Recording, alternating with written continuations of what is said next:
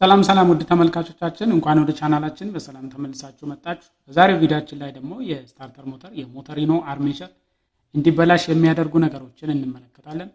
የሞተሪኖ አርሜቸር በጣም ወሳኝ የሆነ የመኪናችን አካል ነው። ኤሌክትሪክ ሲደርሰው በዚህ በኩል በኮሚታተሩ በኩል አድርጎ ኤሌክትሪክ በዚህ ውስጥ ሄዶ ያልፋል፣ በዚህ ዞሮ ተመልሶ ይወጣል እና እነዚህ ባሉት ጥቅሎች ውስጥ ኤሌክትሪክ ሲያልፍ ይሄ ማግኔት ይሆናል። ይሄ ማግኔት ሞተሪኖ ላይ ካሉት ከሌሎቹ ፊልድ ኮይል ከሚባሉት ጋር ባለው ግብግብ ይሄ ይዞርልናል። ከዛ ይሄ ሄዶ ሞተራችንን እንያስነሳለን ነው እና በጣም ወሳኝ የሆነ እቃ ነው። ሲበላሽም ውድ ነው ይሄንን ማሰራትም ሆነ መቀየር። ስለዚህ ይሄ እንዲበላሽ የሚያደርገው ምንድነው? የስታርተር ሞተራችን አርሜቸር ቶሎ እንዲበላሽ የሚያደርገው ምንድነው? ምን ማድረግስ እንችላለን እሱን ለመከላከል የሚለው ላይ ትኩረት እናደርጋለን በዛሬው ቪዲዮአችን። የመጀመሪያው ነገር ስታርተር ሞተር አርሜቸር እንዲበላሽ የሚያደርገው ሙቀት ነው። ከመጠን ያለፈ ሙቀት እዚህ ውስጥ በሚፈጠርበት ሰዓት ይሄ ቶሎ ይበላሻል። ለምንድን ነው የሚበላሸው? እዚህ ውስጥ ያሉት እነዚህ የኤሌክትሪክ ጥቅልሎች ሙቀት በሚሰማቸው ጊዜ ላያቸው ላይ እንዳይገናኙ የሚያደርገው ኢንሱሌሽን ይቀልጣል እና ከላያቸው ላይ እሱ ሲቀልጥ እርስ በርስ ይገናኛሉ፣ ሾርት ሰርኪዩት ይሆናል ማለት ነው። ስለዚህ የሞተሪናችንን እድሜ ከሚያሳጥሩት ግንባር ቀደም ነገሮች መካከል አንዱ ሙቀት ነው።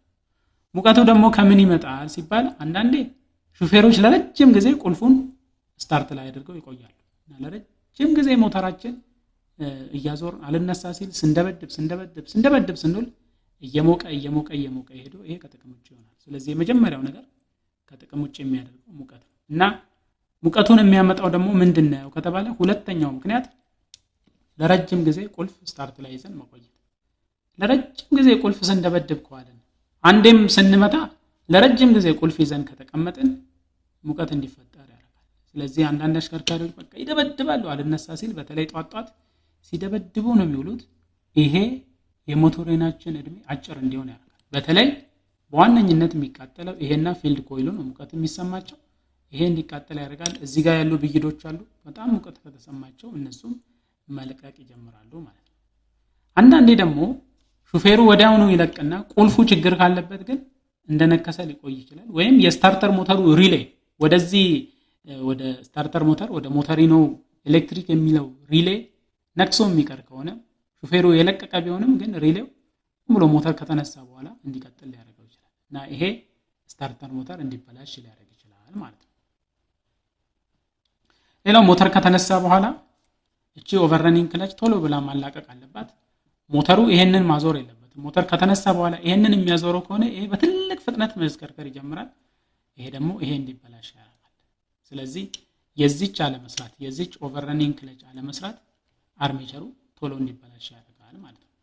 ቁልፉን ቶሎ መልቀቅ የሚኖርብንም ለዛ ነው። ሞተሩ ከተነሳ በኋላ ቶሎ ከለቀቅን ይሄ በሞተሩ ፍጥነት ከመዞር እናድነዋለን ማለት ነው። ዝም ብለን ከያዝን ግን ሞተሩ ይሄንን ማሽከርከር ይጀምራል እና ሞተሩ ላይ ያለው ጥርስ ብዙ ነው፣ እዚህ ጋር ያለው ደግሞ ትንሽ ነው። ትልቅ ጥርስ ትንሹን ሲያዞር ይሄ በፍጥነት ነው መዞር የሚጀምረውና እሱ እነዚህ እንዲበላሹ ያደርግብናል እና ወዲያውኑ ቁልፉን መልቀቅ አስፈላጊ ነው። እቺኛዋ መስራት አለመስራቷንም ማረጋገጣችን የተገባ ነው። ወደ አንድ አቅጣጫ መዞር አለባት። ሞተሩ ልክ ሊያዞረው ሲያስብ ይሄንን ማቋረጥ አለበት ማለት ነው።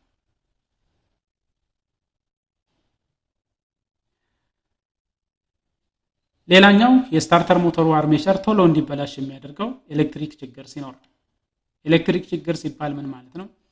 ኤሌክትሪክ ማገናኛዎቹ ለዚህ ለስታርተር ሞተሩ ኃይል የሚያመጡት መስመሮች በደንብ ያልተያዙ ከሆኑ፣ ልል ከሆኑ፣ ባትሪ ጋር ያለው ተርሚናል በደንብ ያልተያዘ ከሆነ፣ ልል ከሆነ እነዚህ ወደዚህ የሚገባው ኤሌክትሪክ ከፍ ዝቅ ያለ እንዲሆን ያደርጋል። የሆነ ጊዜ በደንብ ይገናኛል፣ በደንብ ይሄዳል።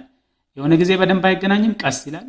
ሄድ መለስ ሄድ ቀስ የሚል አይነት ሲሆን ይሄ አርሜቸሩ እንዲጎዳ ያደርጋል። ስለዚህ ወጥ የሆነ የኤሌክትሪክ ፍሰት እንዳይኖር የሚያደርጉ ነገሮች፣ ከዛ የኤሌክትሪኩ ወጥ አለመሆን እዚህ ላይ ብልጭታ እንዲፈጠር ያደርጋል። እዚህ ኮሚታተሩ ላይ ኤሌክትሪክ ሲገባ ሁሉም ነገር በደንብ ከተያያዘ እና ወጥ ሆኖ የሚሄድ ከሆነ ብዙ እዚህ ጋር ብልጭታ አንጠብቅም። ግን ወጥ ካልሆነ እዚህ ጋር የሚፈጠር ብልጭታ ይሄን ያቃጥለዋል እና እነዚህ ከኮሚታተር ሴግመንት ብለን የምንጠራቸው እነዚህ ከኮፐር የተሰሩ ናቸው። እነዚህ እንዲበሉ ያደርጋል። ስለዚህ እንደዚህ አይነት ችግር በሚኖርበት ሰዓትም አርሜቸራችን ቶሎ ሊበላሽ ይችላል። ሌላው አራተኛው ምክንያት ባትሪያችን ሲደክም፣ በደከመ ባትሪ ሞተሪኖን ማሰራት። ይሄ ስታርተር ሞተር ብዙ ከረንት እንዳይወስድ ይሄ አርሜቸር በፍጥነት መዞር አለበት። ከባትሪ የሚመጣው ኃይል በደንብ የሚያዞረው ከሆነ በሞተሪኖ ውስጥ የሚያልፈውን የኤሌክትሪክ ከረንት ፍሰቱን መቆጣጠር እንችላለን እና ማሳነስ እንችላለን።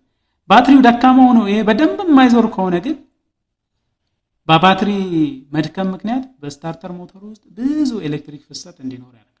ዊክ የሆነ ባትሪ እና ስታርተሩ ብዙ ኤሌክትሪክ ከረንት እንዲመጥ ነው የሚያደርገው። እሱ ደግሞ ይሄ እንዲሞቅ ያደርጋል ማለት ነው። ስለዚህ ልብ በሉ፣ ባትሪው ደክሟል። ስለዚህ በደንብ መዞር አልቻለም።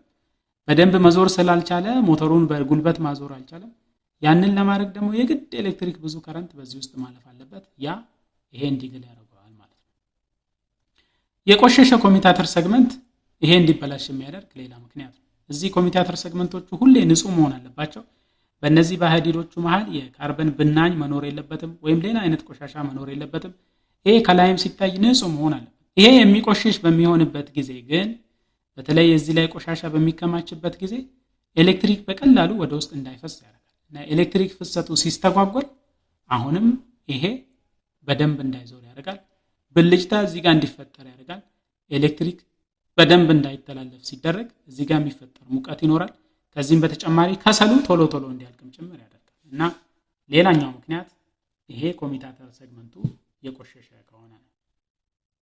ለዚህ ለኮሚታተር ሴግመንቱ ኤሌክትሪክ የሚያቀብሉ ከሰሎች አሉ። ደግሞ ከሰሉ የተበላ ከሆነም አርሜቸሩ ቶሎ ፌል ሊያደርግ ይችላል። እዚህ ላይ ያለው ከሰል በደንብ እዚህ ላይ ረግጦ ኤሌክትሪክ ማቀበል አለበት። እንደዛ የማይሆን ከሆነ ይሄ ይቦጨቃል። የተቦጨቃ አይታችሁ ከሆነ በደንብ አድርገን ኤሌክትሪክ አስገብተን ማንሄድ ከሆነ ከዚህ ይልቅ ከሰሉ ተንጠልጥሎ የሚቀር ከሆነ ብልጭታ ይፈጠራል።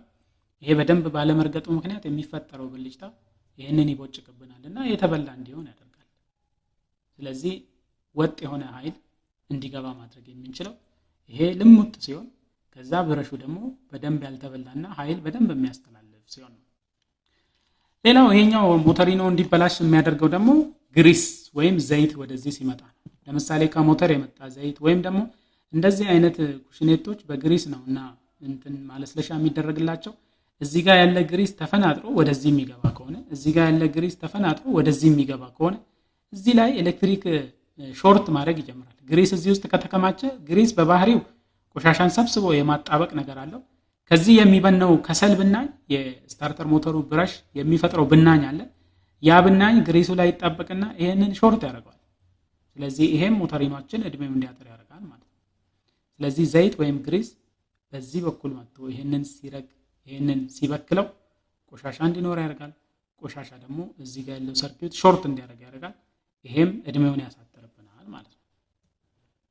ቀጣዩ የምንመለከተው ምልክት ደግሞ 9ኛው ቶሎ እንዲበላሽ የሚያደርገው ሻፍቱ ጥመት ሲኖረው ነው። በሆነ አይነት ምት ወይም ወድቆ ወይም ምን ተብሎ ሊሆን ይችላል ሲጠገን ወድቆ ብቻ ይሄ ሻፍት ጥመት ካለው ከዚህ ተነስቶ በዚህ በኩል አቋርጦ እስከዚህ ድረስ የሚሄድ አንድ ወጥ ሻፍት አለ።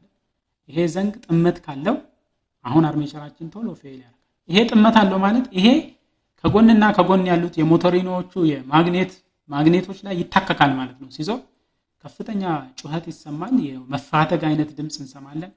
ከዚህም በተጨማሪ ኩሽኔቶቹ በደንብ ሰፖርት አድርገው ስለማይዙት ይሄ የባሰ እየተበላሸ ይሄዳል ማለት ነውና ሻፍቱ ጥመት ካለው ብዙ ጊዜ የሻፍት ጥመት የሚመጣው የሆነ ነገር ሲመታው ነው።